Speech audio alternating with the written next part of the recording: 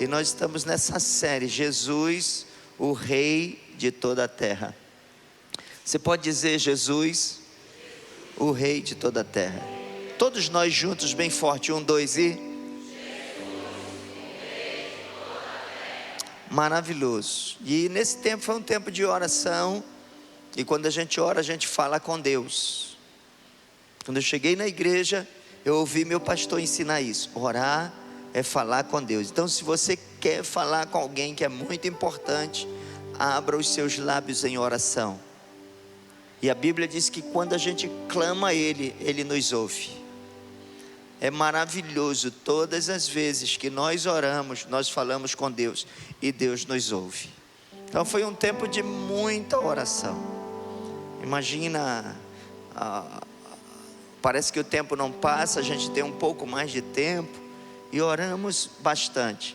Foi um tempo de leitura da Bíblia. Kedma se enveredou pelo Antigo Testamento e eu fui lendo o Novo Testamento, porque aprendi também na igreja que quando a gente ler a Bíblia, Deus fala conosco.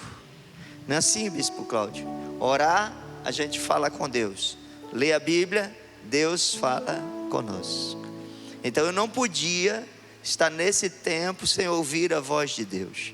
E quando a gente mergulha nesses mistérios da leitura da Bíblia, aí eu fui lendo Mateus, Marcos, Lucas e João, livro de Atos, depois o livro de Romanos, 1º, 2 Coríntios, Gálatas, Efésios e Filipenses. Hoje de madrugada terminei Filipenses, e aí Filipenses 1, 21 diz que: porque para mim o viver é Cristo e o morrer é ganho. E eu me deparei logo no início da minha leitura, ainda ontem à noite, nesse texto: porque para mim o viver é Cristo e o morrer é ganho. Tem algumas traduções, Roberval, que diz: para mim o viver é Cristo e o morrer é lucro. Diga assim: lucro. Embora só as mulheres, para ficar assim bem forte. 1, 2 e... Muito bem, né?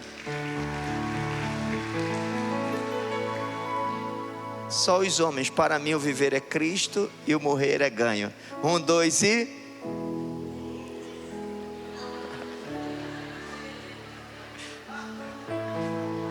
Você que está em casa e está rindo da gente aqui, escute você. Você pare com isso. Nós vamos ler todos juntos esse texto: porque para mim o viver é Cristo e o morrer é...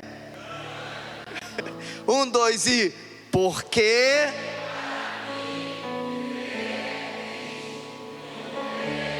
Só as mulheres: porque...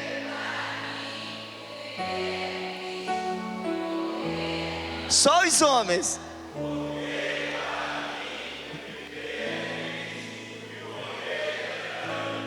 a gente chega na igreja e fica viciado, me perdoe essa expressão, apaixonado pela leitura da Bíblia. E assim foi minha experiência, apaixonado pela leitura da Bíblia. Eu comia a Bíblia. Eu não perdia um instante na minha vida, a ponto de ficar conhecido como fanático.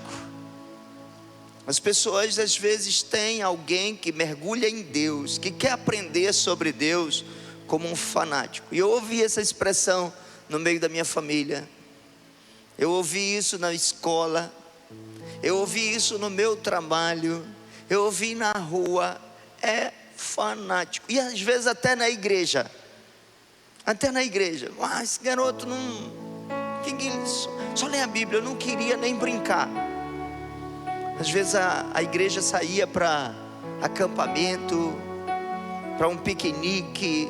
Eu não queria, eu queria ler a Bíblia. E hoje, pela madrugada, quando eu deparei nisso, eu lembrei que nas minhas primeiras leituras, eu vi isso aqui e eu sabia que Paulo que estava falando. Era Paulo que estava falando. Paulo estava dizendo para Deus: porque para mim o viver é Cristo e o morrer é ganho. em uma das cartas que ele estava escrevendo para a igreja em Filipo.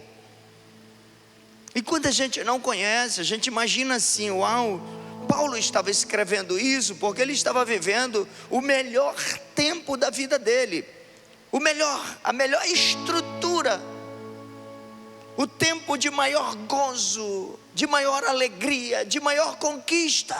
Porque você vê que na expressão, ele está abrindo o coração dele e fazendo uma declaração poética, apaixonada por Deus, dizendo: olha, eu não tenho outra coisa, eu não tenho uma outra meta, eu não tenho um outro objetivo. O principal da minha vida é viver para Cristo. Aí quando a gente vai conhecendo um pouco a Bíblia, a gente vê que não é assim. Ele não estava vivendo um tempo de facilidade, ele estava vivendo um tempo de prisão. Ele estava preso.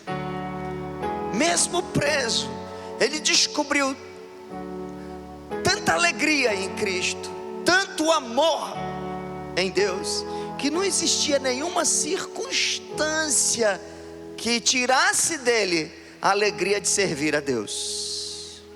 É como se nós viéssemos para esse culto e durante a semana tudo deu errado. Foi uma semana atribulada, foi uma semana que a saúde faltou, o dinheiro faltou, os projetos não deram certo, a empresa não rendeu lucro, nós tivemos desentendimento interpessoal com a esposa, com os filhos, bateu o carro, sei lá. E a gente chegasse aqui num domingo cheio de amor e se levantasse no meio de um culto desse e dissesse: por quê? Para mim o viver é Cristo e o morrer é lucro. Porque é muito fácil se alegrar em Cristo quando tudo dá certo, mas só um homem cheio de Deus, cheio do Espírito Santo, pode fazer uma declaração dessa quando tudo está dando errado. Paulo estava preso, ele estava sem sustento, estava passando então algumas dificuldades. Paulo estava sem amigos, porque se aproximar de Paulo naquele momento não era uma boa coisa. Ele era um prisioneiro, e ninguém quer ser amigo de um prisioneiro. Paulo estava isolado, mas cheio de Cristo, cheio de Deus, cheio do Espírito Santo, mergulhado nos mistérios espirituais, com uma intimidade tão cercana de Deus, que ele pode declarar no meio da sua dor, escrevendo para os seus irmãos, que para mim o viver é Cristo e o morrer é lucro. E eu só leitor disso aí, um sonho que eu tinha. Eu disse: meu Deus, o cara é bom demais. Que maravilha, que fé, que exemplo, que conduta. E eu sonhava em não somente ler ou repetir o que ele disse. O meu sonho era um dia dizer assim: Pai, eu estou tão cheio de Ti, eu estou tão cheio da Tua presença, eu estou tão mergulhado no Teu amor, eu estou tão visitado pela Tua graça, envolto numa atmosfera tão tremenda, que para mim eu quero declarar: Senhor, para mim o viver é Cristo e o morrer é ganho.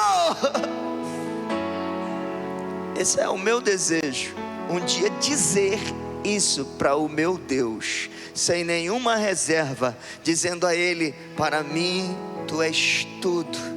Tu és o alfa, o ômega, Tu és o começo, o fim, Tu és o ar que eu respiro, Senhor, Tu és tudo para mim, em mim. Muito obrigado, Senhor, pela Tua vida, pelo Teu amor, obrigado pela Tua acolhida, obrigado pela salvação, obrigado, Senhor.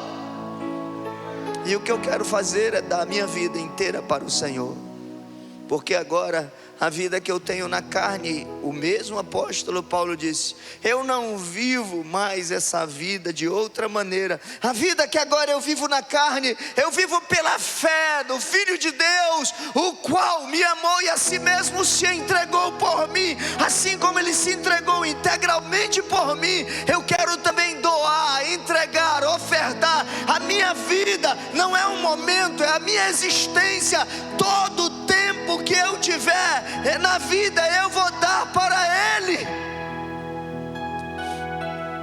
Aí é linda a expressão que ele usa. Ele diz assim: para mim o viver é Cristo, e o morrer é ganho. Ele não usa a expressão existir, porque ele era um conhecedor da filosofia grega. Ele foi aluno de Gamaliel, e ele sabia que existir era uma dádiva comum a todos os homens. Tudo que foi criado existe. Tudo foi criado, existe. A natureza foi criada, então ela existe.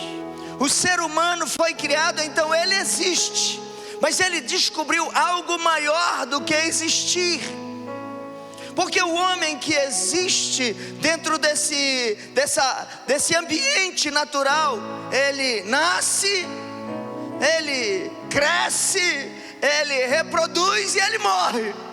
Ele disse: não, eu não só existo, eu ganhei um plus na minha existência. Ele aprendeu o que Jesus Cristo disse para Nicodemos, quando Nicodemos foi com ele à noite, e Nicodemos perguntou: Jesus, o que é necessário para ter a vida eterna?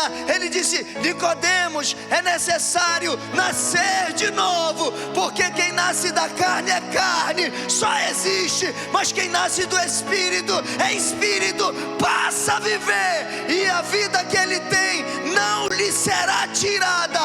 Nada consegue roubar a vida de quem nasceu de novo. E ele diz: para mim o viver é Cristo. O viver é Cristo. Eu não somente existo, eu vivo. E a vida que eu vivo agora, vivo pela fé do Filho de Deus, o qual me amou e a si mesmo se entregou por mim. E aí Paulo vai destilando a sua teologia, que é conhecida como teologia paulina. Ele vai dizendo: se alguém está em Cristo, não somente mais existe. Se alguém está em Cristo, nova criatura é. As coisas velhas já passaram, eis que tudo se fez novo. Diga glória a Deus. Vivemos numa novidade de vida, numa dimensão espiritual, sobrenatural, que o homem comum não pode desfrutar, mas o homem espiritual não pode deixar de desfrutar.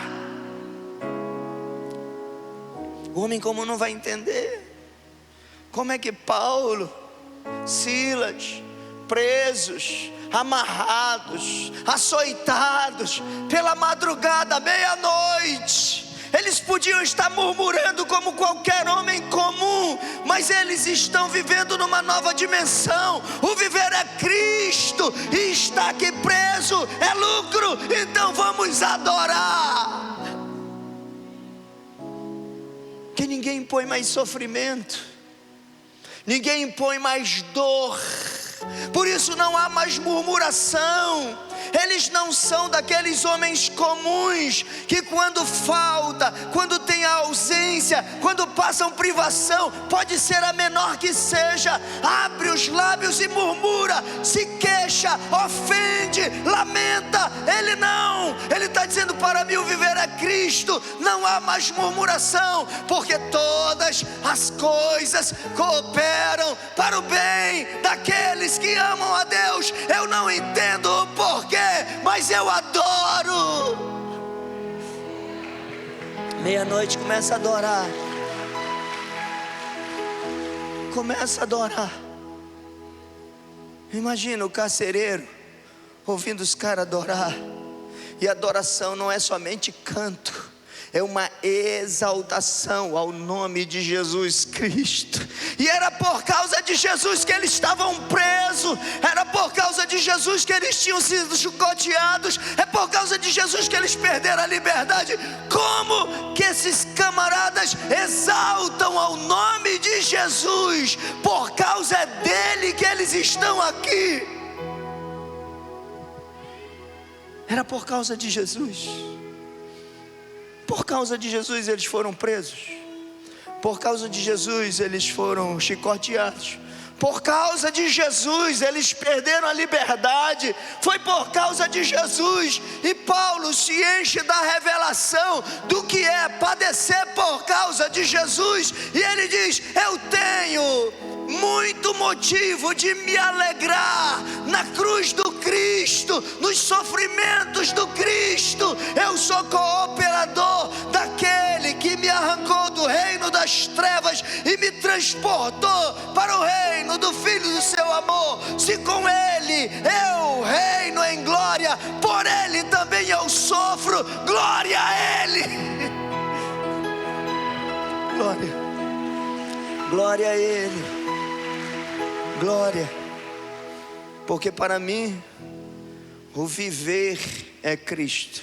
Sabe o que ele está dizendo? A minha vida agora tem propósito. Diga para o seu irmão: propósito. Não perca o propósito de ser um cristão. Propósito é ter uma vida de sentido. E o sentido da nossa vida é maior do que todo o nosso universo sensorial, que tudo aquilo que a gente possa conquistar. Quando o sentido está nas conquistas humanas, pode passar por favor. A gente, via de regra, vive numa gangorra de sentimentos. A gente conquista e se alegra, perde-se e entristece. Vendi muito essa semana, uau! Tive um lucro exorbitante, uau! Estou gozando de uma saúde inabalável, glória a Deus! Diminui um pouquinho os ganhos, a tristeza vem. Por quê? Não tem propósito. Quem não vive por propósito, vive por circunstâncias. Diga para o seu irmão: quem não vive por propósito, vive por circunstâncias. Olha que linda você. Ai, maravilhoso.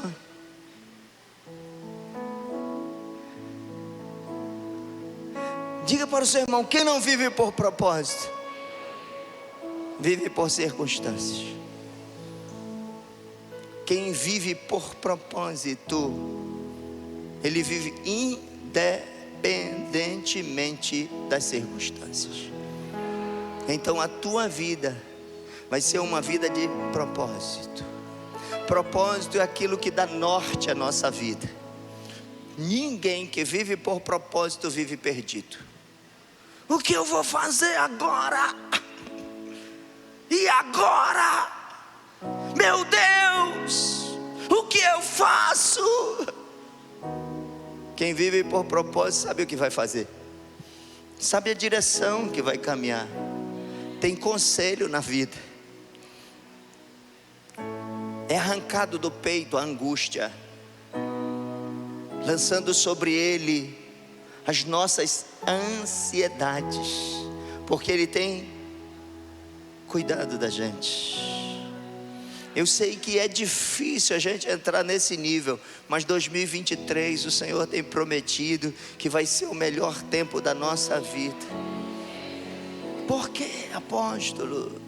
Porque nós vamos ser arrancados das circunstâncias e a nossa vida vai ganhar um sentido, que é o propósito todo-poderoso.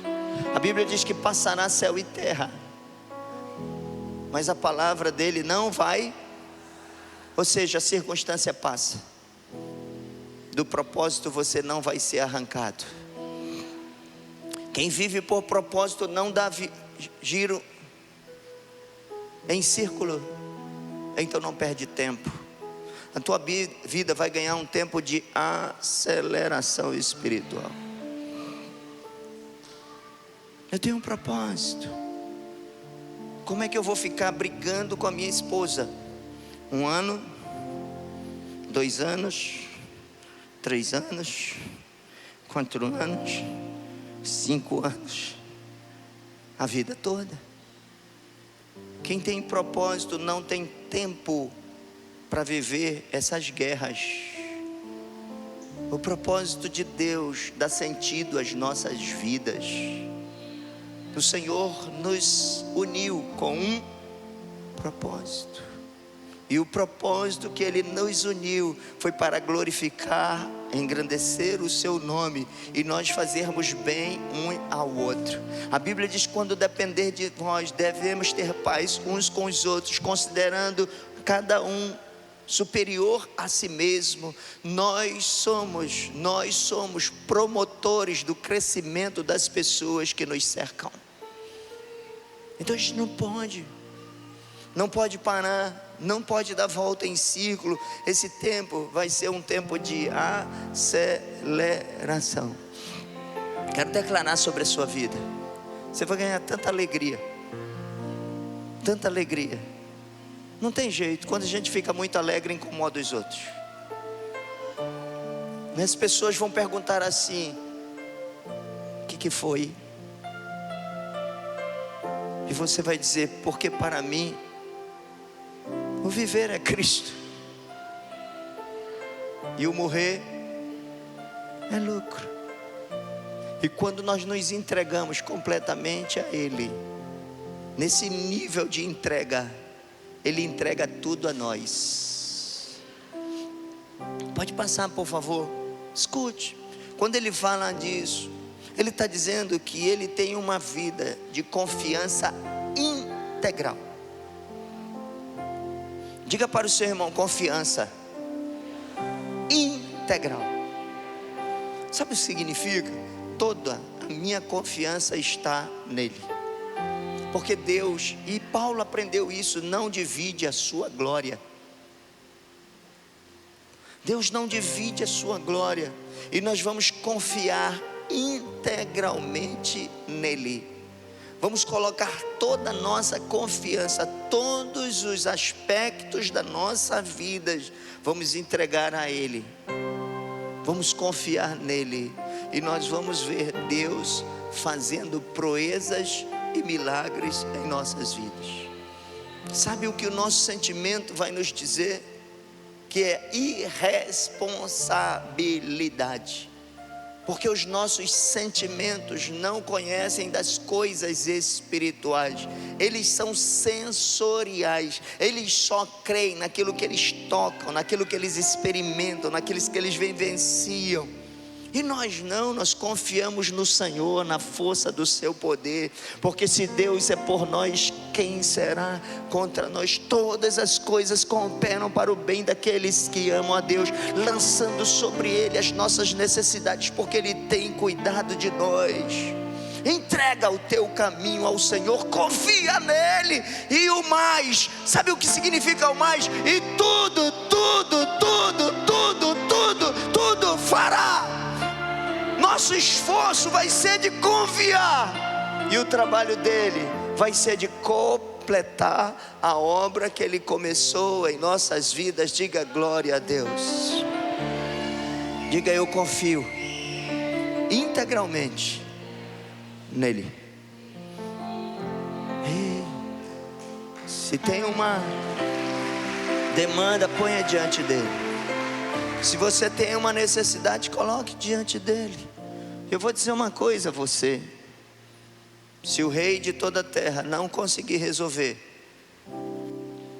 vou repetir de novo, se o rei de toda a terra não conseguir resolver, ninguém. E se você disser assim: tem algo que eu não posso fazer, ele pode. Tem algo que eu não sei, Ele sabe. Tem algo que eu não entendo. Ele é o Senhor de todas as coisas.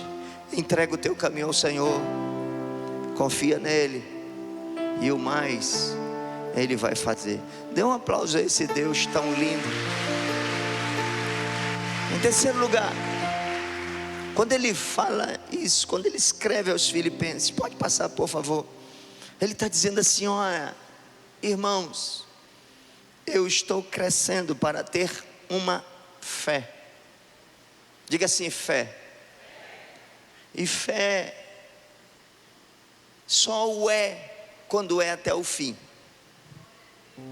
Por isso que ele diz: ser fiel até, e dar-te-ei a coroa da vida.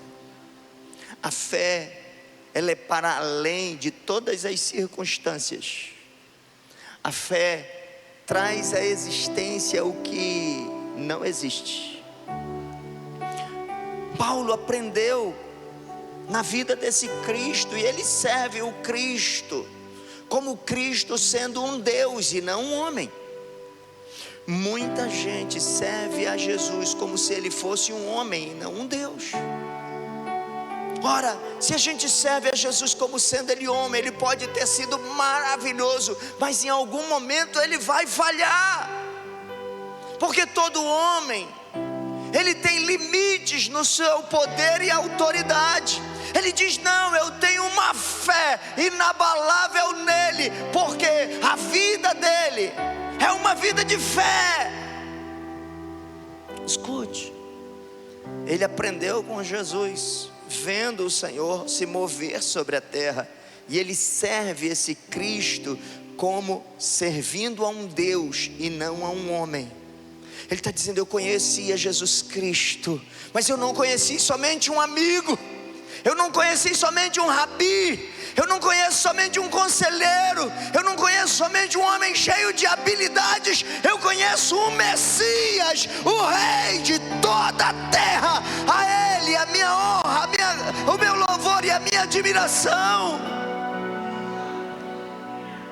Aí esse Jesus foi amigo de Lázaro, e um dia Lázaro morreu. Retornando para a cidade de Lázaro, a irmã de Lázaro disse: Lázaro, o teu amigo morreu. Aí ele diz assim: ó, morreu não, só está descansando.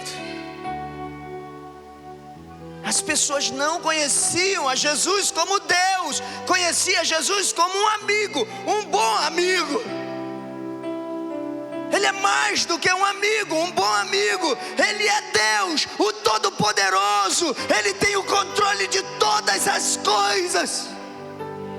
Esse é o meu Deus, o seu Deus. Esse é o Cristo que nós servimos. Por isso que para mim o viver é Cristo, o morrer é ganho. Porque um dia, se eu morrer e não estiver debaixo do propósito dele, ele muda a circunstância.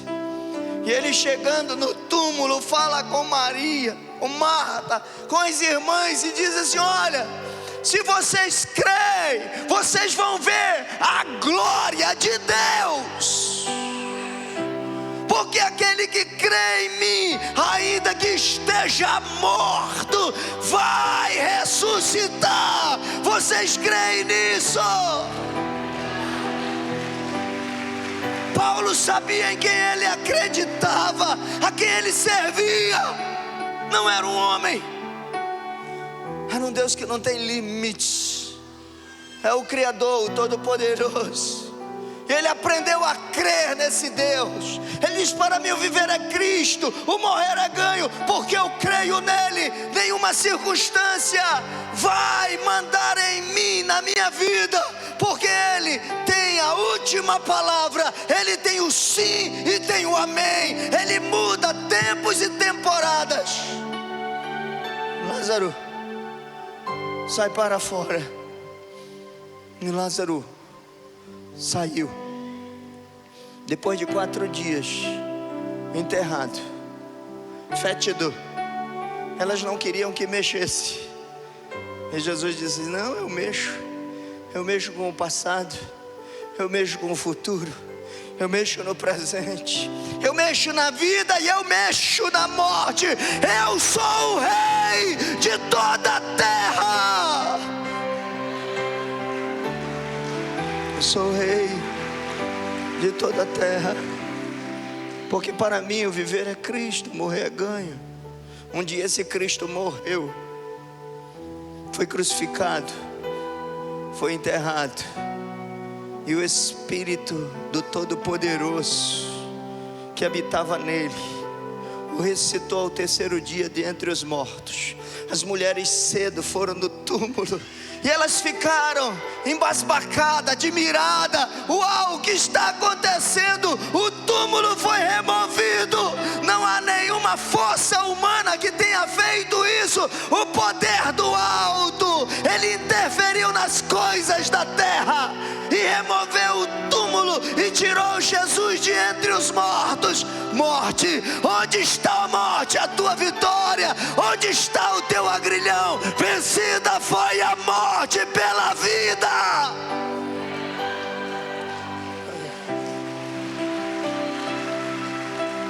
Vencida foi a morte pela vida.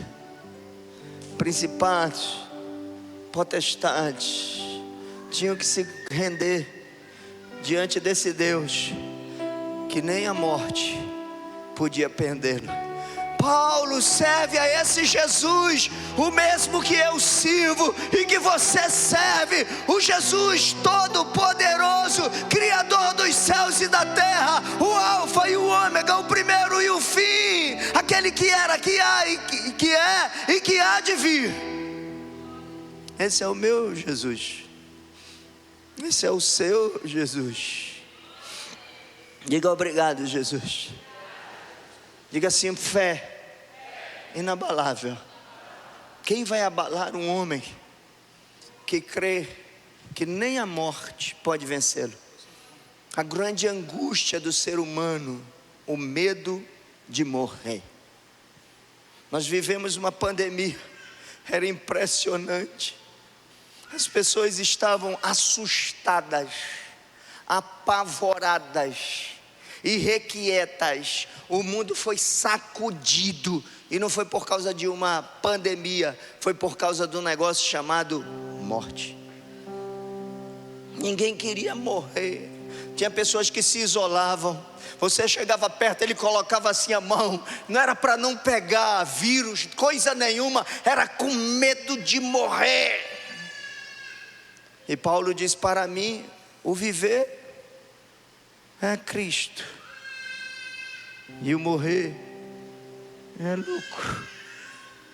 Então nada nem ninguém consegue tocar na vida de um homem que tem uma fé inabalável. Fé é o firme fundamento das coisas que se esperam, é convicção de fatos que se não vê. E eu quero declarar: esse ano você vai desenvolver a tua fé, a ponto de viver uma fé. Levante sua mão e diga: eu desejo. Diga: eu desejo ter uma fé inabalável. Dê um aplauso ao Senhor. Dê um grito de júbilo a Ele. Diga: obrigado, Jesus, porque vivo não mais eu, mas Cristo vive em mim. Quarto e último lugar, olha o que Paulo fala na sua declaração. Ele diz assim: eu vim dele, eu fui formado por ele. Escute, por favor, para que a gente ganhe sentido, propósito. Deus não nos faria sem propósito. Deus não nos faria para o caos. Deus não nos faria para o caos. Deus não nos faria sem habilidades. Deus não nos faria para o sofrimento. Eu vou fazer aquilo, agora o meu servo Adão, para ele sofreu, miserável. Deus não faz isso. A Bíblia diz assim: vós que sois maus, sabeis dar boas coisas aos vossos filhos. Eu tenho 2 filhos, e quando a Kedma os pariu,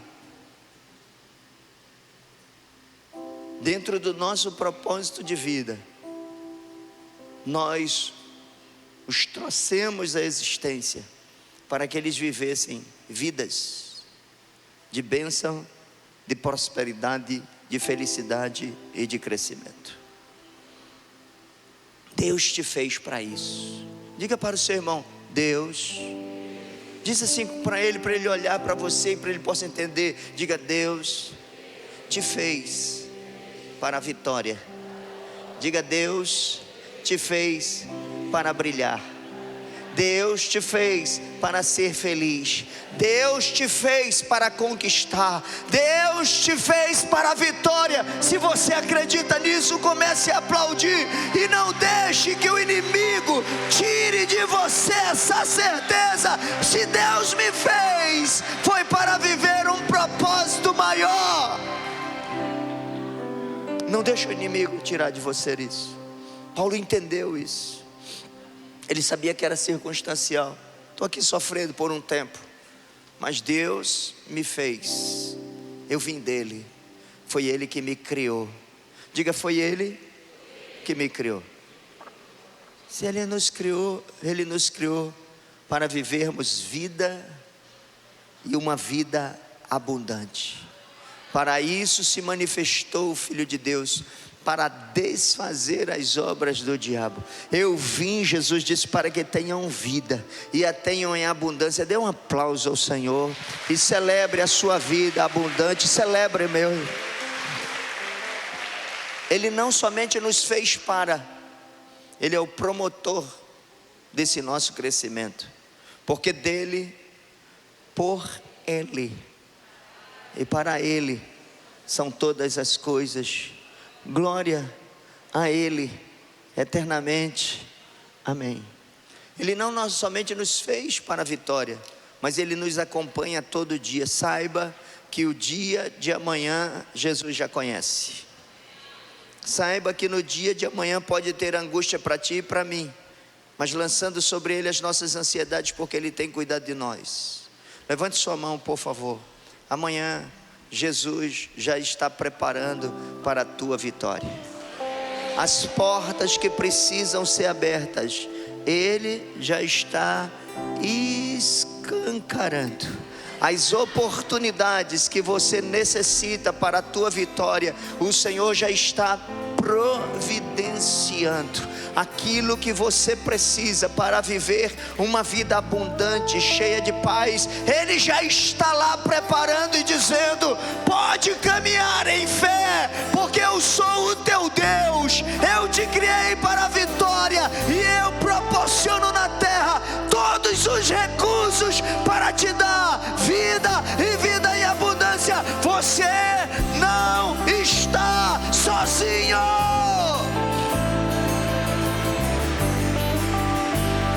Você não está sozinho.